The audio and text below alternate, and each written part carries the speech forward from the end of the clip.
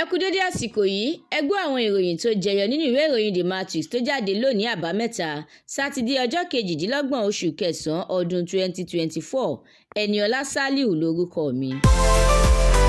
Ìjọba ìpínlẹ̀ Kebbi ti pariwo síta fún ìrànlọ́wọ́ pẹ̀lú bí ìkún omíyalé àti àgbàrá ṣọ́ọ̀bù ṣe tún tàn dé ìpínlẹ̀ ọ̀hún. Lábẹ́ rẹ̀, ènìyàn 29 gbẹ̀mí mì, ilé bíi 1,219 ló ti wó báyìí, nígbà tí àìmọye ilẹ̀ oko náà kún pitimu fún omi. Ìjọba ìpínlẹ̀ Kebbi kọminú pẹ̀lú bí àwọn ọmọ ilé ìgbìmọ̀ aṣòfin àgbà àti tilé ìgbìmọ̀ aṣojú-ṣòfin tí wọ́n jẹ́ ọmọ ìpínlẹ̀ náà ṣe kọ̀ láti ṣàbẹ̀wò síbẹ̀. Ìjọba ti ní tipátipá lòun yóò fi kó àwọn kọ̀lọ̀rọ̀ sí tí wọ́n kọ̀ láti kúrò ní àwọn agbègbè tí omi náà wà kúrò níbẹ̀.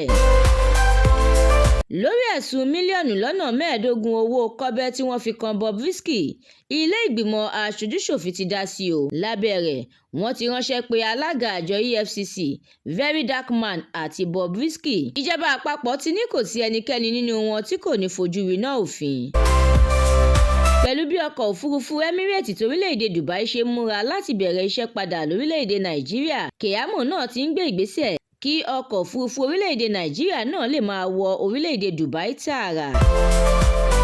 Tinubu ò yọ owó ìrànwọ́ orí epo bẹntiróòlù ó ti jẹ́ yíyọ ká tó dìbò yàn, Dogara ló sọ bẹ́ẹ̀.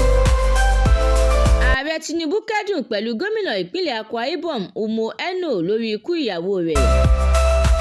Kò dín ní 1,100 àwọn ọmọ ẹgbẹ́ APC tó kúrò níbẹ̀ lọ sínú ẹgbẹ́ òṣèlú NNPP ní ìpínlẹ̀ Kano. Àwọn òṣìṣẹ́ lórílẹ̀-èdè yìí ti fìdí ẹ̀ múlẹ̀ pé àwọn ti ń rí 70 owó oṣù òṣìṣẹ́ tó kéré jùlọ gbà.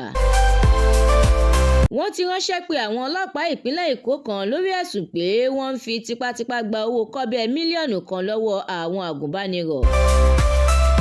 Ìròyìn eré ìdárayá, Boniface ń fojú sọ́nà fún àmì ẹ̀yẹ agbábọ́ọ̀lù tó dáńtọ́ jùlọ nílẹ̀ adúláwọ̀ fún ọdún 2024. Ẹ darapọ̀ mọ́ wa lójú òpó The Matrix lórí Facebook, Instagram, TikTok, YouTube àti X láti jẹ̀gbádùn àwọn ìròyìn lóríṣiríṣi síwájú sí i. Àdúrà Mọ́mi Balógun ló ṣe òǹgbùfọ̀ ìròyìn yìí. Ẹniọlá Sálíù lórúkọ mi.